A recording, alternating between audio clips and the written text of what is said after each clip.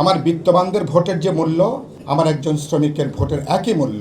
এই ভোট না থাকাতে শ্রমিক আরো প্রান্তিক জায়গায় গেছে, গরিব থেকে আরো গরিব হয়েছে। সবচেয়ে বেশি নির্যাতিত নিপীড়িত হয়েছেন শ্রমিক, শ্রমজীবী মানুষ। শ্রমিকের দাবি, তার অধিকার, এটা কোনো দয়া দাক্ষিণ্যের কোনো প্রশ্ন না। রাষ্ট্র রাজনীতিতে শ্রমিকের ভূমিকা, রাজনৈতিক দলগুলোর মনোযোগ, অগ্রাধিকার তত বেশি হ্রাস পেয়েছে। ভোটের অধিকার নাই, গণতান্ত্রিক অধিকার নাই। সে এখন নির্বাচন বা ভোট কেন্দ্রিক রাজনীতিতে আগের মতন ভূমিকাটা নাই।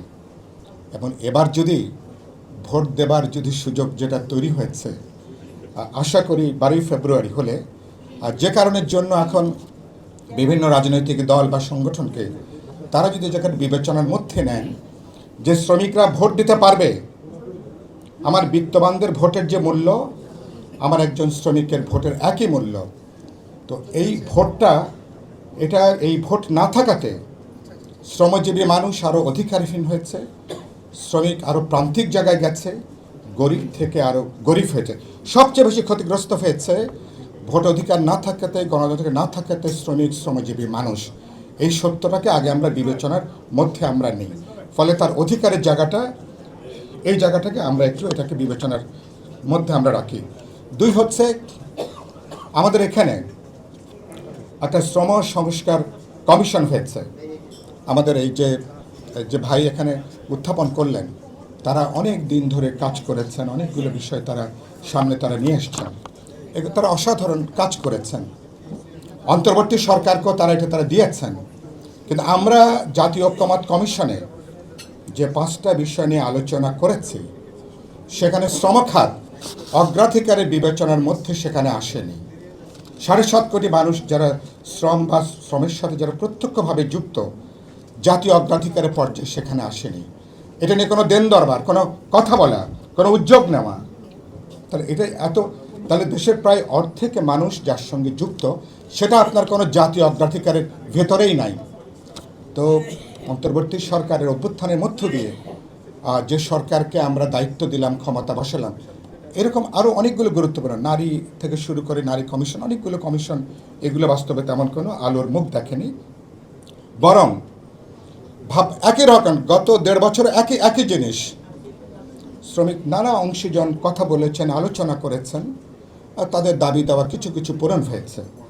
সবচেয়ে বেশি নির্যাতিত নিপীড়িত হয়েছেন শ্রমিক, শ্রমজীবী মানুষ।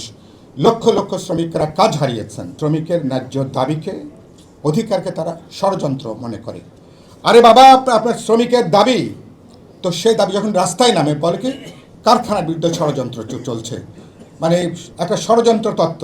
এই সময়কালে শ্রমিকদের উপর নির্যাতন হয়েছে, নিপীড়ন হয়েছে, গুলি পর্যন্ত হয়েছে, শ্রমিকরা মারা পর্যন্ত গেছেন এই সময়কালে আর কি। শ্রমিকের দাবি, তার অধিকার, এটা কোনো দয়া দাক্ষিণ্যের কোনো প্রশ্ন না। এটা আপনার কোনো কৃপা না, এটা আপনার কোনো দয়া না, এটা তার ন্যায্য হকের প্রশ্ন, তার ন্যায্য অধিকারের তার এখানে প্রশ্ন। তিনি শ্রমশক্তি তিনি বিক্রি করছেন, তিনি আপনার, কিন্তু বাস্তবে তাকে আপনি শ্রম দাসত্বের জীবনের দিকে তাকে আপনি ঠেলে দিয়েছেন। এই যে অমানবিক, প্রায় আদিম একটা পর্যায়ের মধ্য দিয়ে আজকে কাজ করছে, এর খোল নলচে পাল্টানো ছাড়া আমরা এই জায়গা থেকে বেরোতে পারবো না। আপনারা ম্যানিফেস্টো উপলক্ষে যে অসাধারণ এটা হাজির করেছেন, আমি আপনাদের উদ্দেশ্যের সাথে পুরোপুরি একমত। নিশ্চয়ই বিপ্লবী ওয়ার্কার্স পার্টি আমাদের যেটুকু শক্তি, সামর্থ্য, ক্ষমতা, আমাদের যেটুকু কাজ, এটাকে আমরা অবশ্যই অগ্রাধিকারের মধ্যে রাখবো। যদি কোনো এক্সেস আমাদের জন্য তৈরি হয়, নিশ্চয়ই সে ব্যাপারে আমরা আন্তরিকভাবে সে ব্যাপারে কাজ করার জন্য আমরা মতাদর্শিকভাবে কমিটেড। রাজনৈতিক দিক থেকে আমাদের কমিটমেন্ট রয়েছে, কিন্তু বাস্তবে আমরা সে ব্যাপারে আমরা উদ্যোগ নেব। ধরেন 12 ফেব্রুয়ারি ইলেকশন হলো, পার্লামেন্ট গঠিত হলো, নতুন একটা সরকার তারা আসলেন।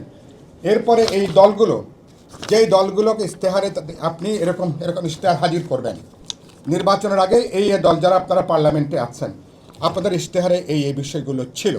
আমি কনভেন্ট উদ্যোক্তার অনুরোধ করব, এরপরে আরেকটা, প্রতিটা দলকে ডাকেন, দলকে একটা জবাবদিহিতার মধ্যে আনেন। আপনি প্রথম 100 দিন, প্রথম 6 মাসের জন্য কি আপনি করছেন এই 7.5 কোটি মানুষের জন্য, 1 বছর পর পর সেটাকে পর্যালোচনা, এই জবাবদিহিতার মধ্যে যদি আনতে পারেন, যদি ধরতে পারেন, তাহলে পরিস্থিতির কিছুটা উন্নতি হবার সম্ভাবনা আছে। না, ওই যে বললাম, জাতীয় বাজেট প্রণয়নের মতন হইচই হবে, তারপর এটা নিয়ে আর কোনো আলোচনা হবে না। সামাজিক সুরক্ষা যদি নিশ্চিত না হয় তাহলে আপনার অধিকার কিন্তু সুরক্ষিত না। আপনার যে অধিকার, আপনার যে নিরাপত্তা, পাশে যদি আগুন জ্বলে, শ্রমিকের পেটে আগুন জ্বললে তাহলে আপনার পেটে কিন্তু খাবারটা কিন্তু যাওয়ার কথা না। কিন্তু এই বোধটাই হচ্ছে মানবিক বোধ, গণতান্ত্রিক বোধ, সাম্যের বোধ, কল্যাণের বোধ। এই বোধটা জাগিয়ে তুলতে পারাটাই হচ্ছে অভ্যুত্থানের বড় বিষয়। বৈষম্য বিরোধী আন্দোলন কিন্তু গত 1.5 বছরে বৈষম্য আরও বৃদ্ধি পেয়েছে, শোষণ বৃদ্ধি পেয়েছে, অমানবিকতা আরও বৃদ্ধি পেয়েছে।